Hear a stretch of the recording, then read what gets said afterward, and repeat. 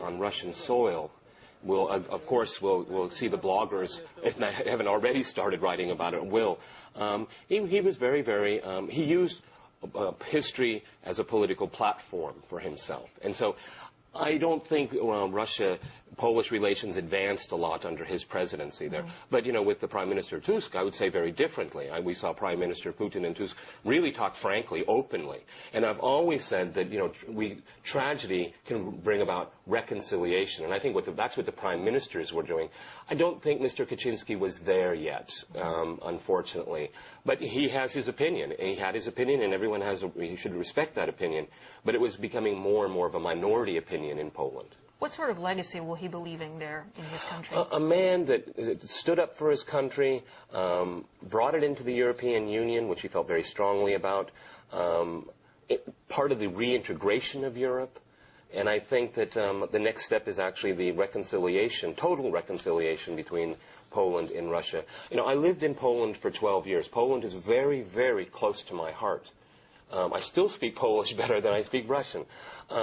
So, you know, when I look at Kaczynski, I see a man of great potential, great ability, great intellect, a man that was amazingly stubborn at times as well.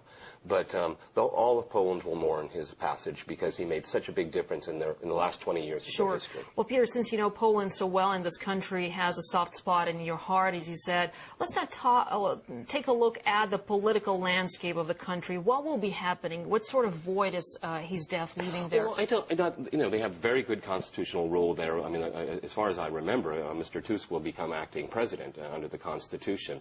I don't think we'll have any major changes. It's a relatively strong presidency, and so the Prime Minister will move into that position right there. And to be honest with you, I don't know if they're going to have to hold an extra election or just wait for this term to Well, Peter, let's just update our viewers, maybe just joining us on what we were talking about and what we are discussing here in RT this hour. We got some breaking news a while ago, a plane carrying the president of Poland, Lech Kaczynski, and his wife has crashed in western Russia. The plane came down and approached to an airport in Smolensk around 300 meters from the runway. Russian officials say the plane was carrying 132 people, including Lech Kaczynski. So, tragic piece of news indeed, and we also, information that we're getting off the wires is that the urgent session of Polish cabinet is to be held in Warsaw, and all Polish ministers will be heading to Warsaw for that session. Well, we now discuss this with our political commentator, Peter Lavelle, who knew Lech Kaczynski personally. And you know, Marie, it's quite interesting here. I mean, until we get an entire list of who was on the plane, Poland's political elite took a major hit today, tragic hit here, yes. With so many high officials there. So that way, in that sense, Poland is being shaken to the core. When you have cabinet members, members of the security forces and things like this. Of course, Poland will pull through this, I have no doubt. It's a very solid country, a good, strong constitutional order. It's basically a time now for everyone to remember. And like I said, I disagreed so strongly with him towards the end of his career. When I knew him in the 1980s, we were more or less on the same page, very much so. Very shrewd guy. I mean, he was very small. It's a small man, okay? And I think he used to use that to his advantage because, you know, people would just automatically kind of underestimate him, you know what I mean? And he would always come to the fore and prove that he was a lot smarter, a lot wittier, and could see further ahead. And in that sense... Was he enjoying popularity in his own country, think? I think it was waning. I mean, this is you know, you touched upon it a little bit earlier. This is a generational change. That was the political elite of the 80s and the 90s. And he's an elder, on the day he died today, he died as an elder statesman in Poland. We talked about Russia-Polish relations when he was a president, but what about his domestic agenda? What was it like? I mean, have a lot of things improved in the country while he was president? Well, the thing is that he liked to, like I said, I remember when he was running for mayor of Warsaw, and I lived there, and he was constantly pounding away at blaming the Soviet Union for this, blaming Russians for that. And a lot of people turned around and said, you know, Lech, why don't we fix the roads?